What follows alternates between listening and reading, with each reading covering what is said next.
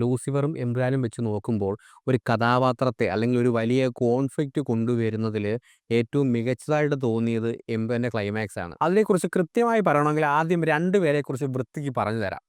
ഒന്നാമത്തെ ആൾ Stephen നെടുമ്പള്ളിയാണ്. Stephen Kerala രാഷ്ട്രീയത്തിലെ ഒരു എക്സ്-എം-എൽ-എ ആണ്. അയാൾക്ക് ചുറ്റും കുറച്ച് അണികളും അനുയായികളുമുണ്ട്. പിന്നെ കുറച്ച് പ്രിയപ്പെട്ട ബന്ധുക്കളുമുണ്ട്. എന്നാൽ ഈ അണികൾക്കോ അനുയായികൾക്കോ അറിയാത്തൊരു കാര്യമാണ് ഖുറേഷി എബ്രഹാം എന്നൊരു മനുഷ്യൻ ജീവിച്ചിരിപ്പുണ്ടെന്നും അയാൾ ഈ ലോകക്രമത്തിനെ നിയന്ത്രിക്കുന്ന ആളാണെന്നും കബൂക, ഷെൻട്രയാഡ് പോലുള്ള വില്ലന്മാർ ഈ അബ്രഹാം ഖുറേഷിക്കുണ്ടെന്നും ഈ സ്റ്റീഫന് ചുറ്റുമുള്ള ആർക്കും അറിയില്ല. ഇതുപോലെ തന്നെ അപ്പുറത്തെ ഭാഗത്തുമുണ്ട്.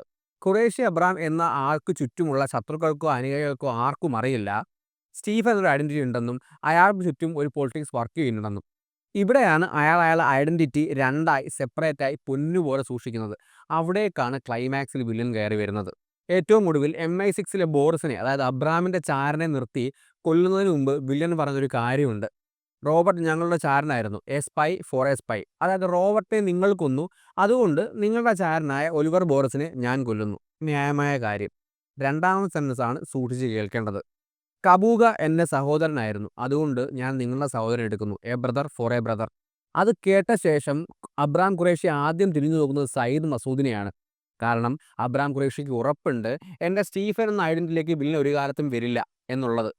പക്ഷേ കാര്യം മനസ്സിലാക്കി ഒറ്റ സെക്കൻഡ് കൊണ്ട് തിരിഞ്ഞു നോക്കുമ്പോഴാണ് ജതിൻ രാംദാസ് എന്ന സ്വന്തം അനിയൻ മരിച്ചു പോകുന്ന അയാൾ കാണുന്നത്. അതായത് അബ്രാം ഖുറേഷിയുടെ വില്ലനായ ഷെൻട്രയാഡിന് സ്റ്റീഫനെ പറ്റി കണ്ടെത്തി കഴിഞ്ഞു, അയാളുടെ ബന്ധുക്കളെ പറ്റിയും അയാളുടെ പൊളിറ്റിക്സിനെ പറ്റിയും കണ്ടെത്തി കഴിഞ്ഞു. അതായത് അബ്രാം ഖുറേഷി അത്രയും കാലമായി സ്റ്റീഫൻ വേറെ അബ്രാം വേറെ നിർത്തിയൊരു കാര്യം ഇവിടെ ഷെൻട്രയാഡ് ബ്രേക്ക് ചെയ്തു.